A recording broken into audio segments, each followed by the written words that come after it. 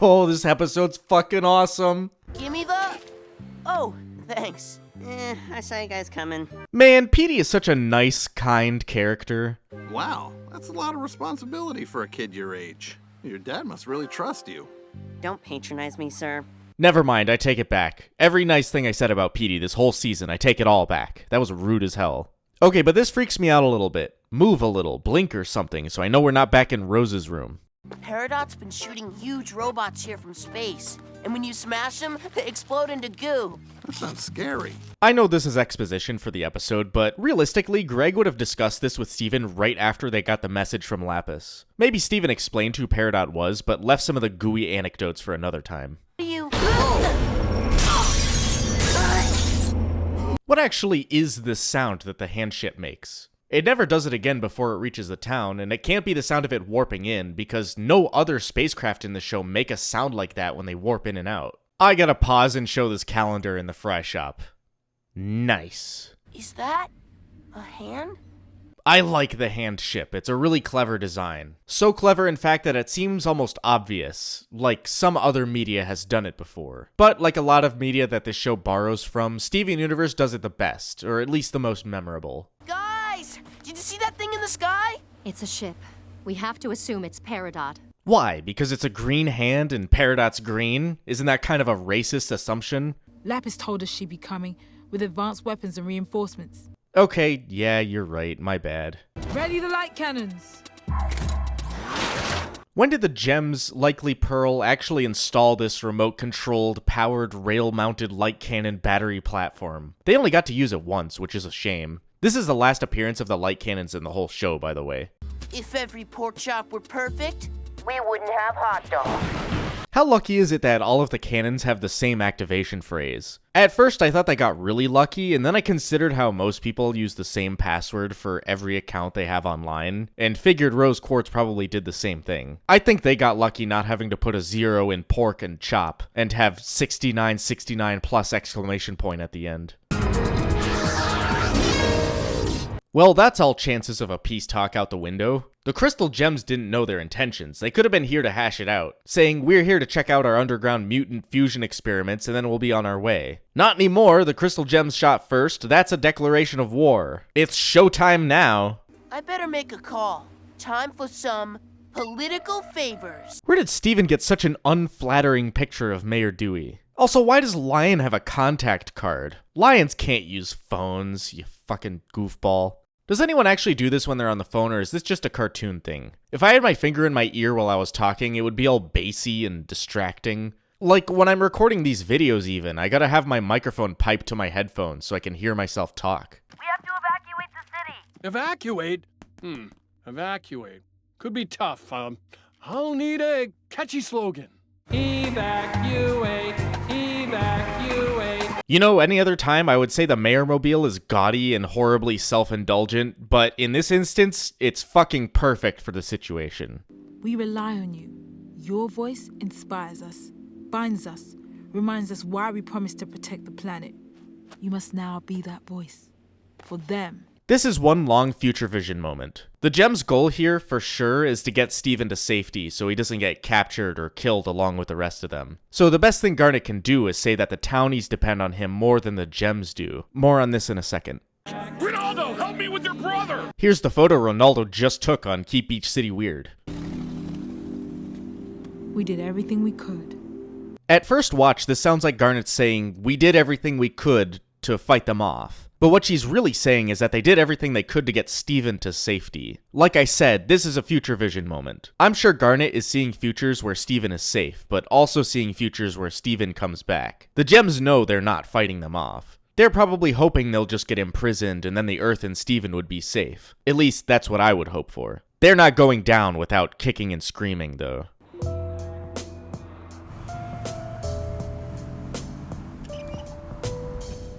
This is weirdly chill background music for the situation. Later it starts distorting and turning dark, which I think is really fucking cool. Just take a listen. The first time they what?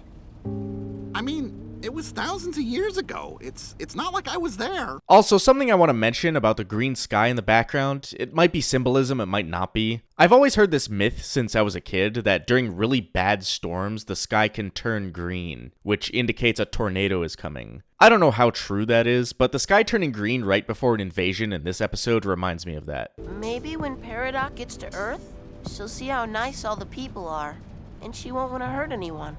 Holy shit, Steven, you do not know how right you are. Just wait like a season, you'll find out that you have better future vision than Garnet. I get it. I mean, they don't want you thinking of them like that.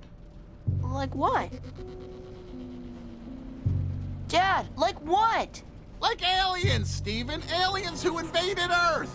I think it's awesome that the show ends up spelling this out. Usually I would complain about the lack of subtlety, but if you're not paying full attention, this line hits like a freight train. It's not a revelation, because we know the gems came from space, we know they were fucking up the planet in some way, but just having it worded as aliens who invaded Earth is such a perspective shift. We've had a whole season to see that the gems are people with emotions and ambitions, so the last thing you see them as is alien invaders. And your mother couldn't stand it anymore.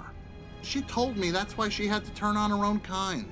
She gave up everything just to stop what they started here and drive the invading gems off of Earth. Another point on music here. While Greg is describing all of this, you can hear a discordant version of Rose's theme in the background. What Greg is saying here isn't anything we don't already know, though. It's another review of things that happened earlier in the season. Actually kind of a copy of the scene from Ocean Gem, but like way heavier. So she saved the world, that's good! No such thing as a good war, kiddo. Gems were destroyed. People too. This is kind of a callback to that Pearl line from Rosa's Scabbard. But we won! And something that never got brought back up again because it might have been too heavy for Cartoon Network. Humans fought and died in the Gem War. Or maybe they were civilian casualties, which is even more heavy. I have to protect them! I have Mom's shield, they need me! I need you too! Please, Dad, what if they get hurt? God, the voice acting is so on point in this episode. Of course it's on point. This is the season finale, but I wouldn't be doing my job if I didn't say how fucking good everyone is. Speaking of voice acting, did you know that Amethyst only has 3 lines in this episode? And 3 lines next episode? I guess these 2 episodes are pretty Garnet focused, so it makes sense. Turn the van around, please! The van really takes a beating throughout this show. That's the whole ass door coming off, and it's never shown getting any sort of repairs done. Same for the rest of the town after next episode. There's a lot of damage done in these 2 episodes, and there's just a little bit of aftermath next episode, but it's only that episode. But yeah, the van, they just get the door back on, no problem, I guess. 2 things here while we're looking at the townies. 1, this is Barb's first appearance, Sadie's mom. And 2, ain't no way Ronaldo is shorter than Buck and the mayor. Stay with everyone and keep them safe. I'll figure out some way to get back to Beach City. Oh, this'll work. Yeah, I've said it before, but Lion almost exclusively shows up when the plot needs him. Greg could have driven back, but that puts Greg in danger too. It would be a whole thing. So I get why they use Lion. It's definitely a deus ex machina, though. The greenness of this shot in Connie's house makes me question, again, how far away they are from Beach City. How much of the world even knows about the hand ship? The fact that they're using Opal's bow against the ship is kind of implying that her bow is stronger than 4 whole light cannons. It's entirely possible, but they have the same result. Fucking nothing. At least Steven is safe. Hey, guys! Steven! You came back! What are you doing? Opal unfusing here makes total sense, with Amethyst thinking, hell yeah, Steven's back, and Pearl thinking the exact opposite. Hell nah, Steven's back. I also have to mention something I said all the way back in Laser Light Cannon. I love when this show does this single color style. This monochromatic green goes until the end of the episode, and it makes everything seem intense. Notice that characters' eyes all retain their normal colors, though.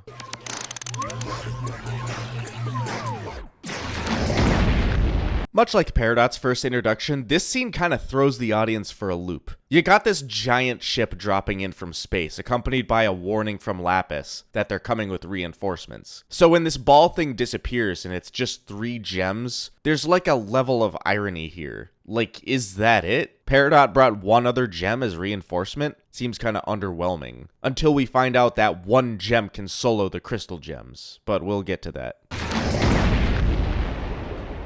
That's them, all right. They're the ones that keep breaking my machines. This is it. But the audience having that reaction is kind of undercut by this new gem, Jasper, having a similar reaction. After seeing a whole season of what the crystal gems are capable of, hearing her say, "This is it," is kind of a gut punch. Like, she's not joking around.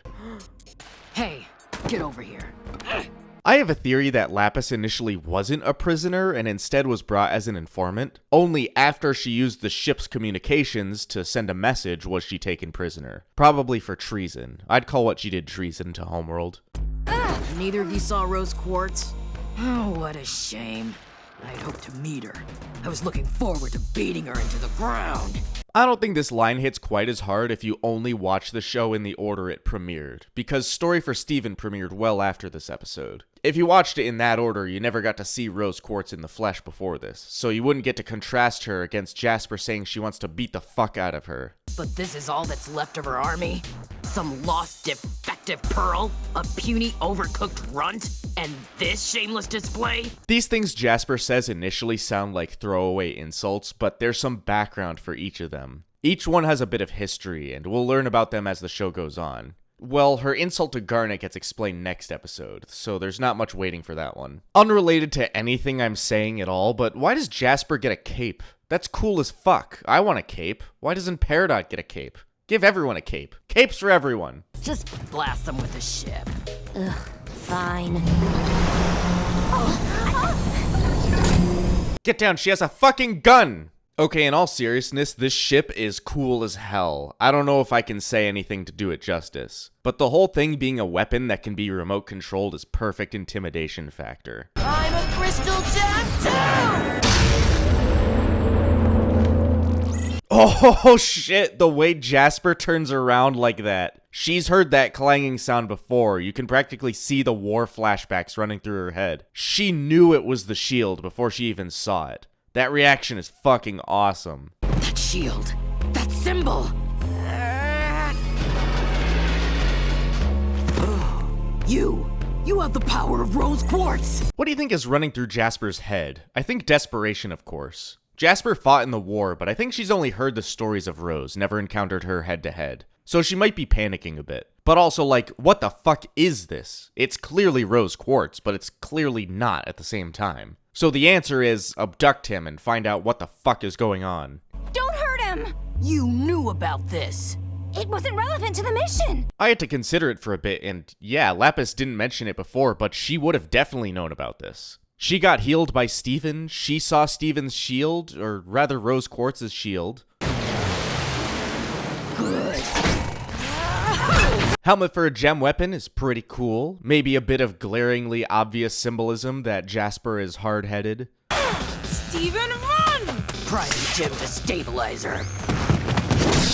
This is fucking cool. The heroes losing in such a major way is something we haven't seen in the show at all, so I welcome it. But like, future vision, right? You would think Garnet's main use of future vision would be during fights to try to predict attacks, so the moment she heard the word destabilizer, she should have been all like, oh, maybe I should be careful with this thing. I know she's acting out of desperation, and this has to happen for the plot, and I'm glad it does, but like, future vision, come on. Also, this is a good dose of body horror, which we haven't seen since An Indirect Kiss, over half a season ago. We got a ton of that in next season, don't worry. I've heard this one is so fucked that it was cut in a lot of other countries. I was there, you know. At the first war for this garbage planet. First war? Were there more than one? Or does this count as the second one? It's not much of a war. Your base is taken. Your armies are ruined. You have failed. Again, huge mic drop with the characters straight up losing at the end of this episode. We got that tone shift halfway through season 1, but that one was more subtle. It took longer to take hold of the show. This one is so not subtle that it literally starts by hitting you in the face. This is the one time I'll praise the Steven's point of view rule because it's actually used in a creative way. Steven gets knocked out, the episode cuts to black, and then the next episode starts immediately. No credits in between. Could you imagine if this episode ended like this? You have failed! Normally I do a summary and wrap up at the end of these videos, but since this is a two-parter, I'm gonna save the wrap up for next episode, and then wrap up the whole season as well. Next episode is gonna be long as hell, I can tell that much already. The one thing I'll say specifically for this one is that it takes quite a few plot beats from both Laser Light Cannon and Ocean Gem. The beginning of this episode is almost identical to the beginning of Laser Light Cannon, which is 100% intentional. And the van drive with Greg is almost identical to the van drive in Ocean Gem. This episode is awesome. It's one of my favorites in the whole show. Next one is going to be just as good. And if you want to see the next episode and any other new videos from me a week before they premiere on YouTube, you can subscribe to my Patreon for just a couple bucks. The link is in the description, as always. Shoutouts to my Journeyman patrons, Henri Wickers, Bananas Are Violet, Boomblorp, Ella U, Gage M, Gizmo, Scala LD, The Tamara, and ZT the Fish Guy. Also, shoutouts to these apprentice patrons. Next episode, we all know already, it's Jailbreak. It's the finale.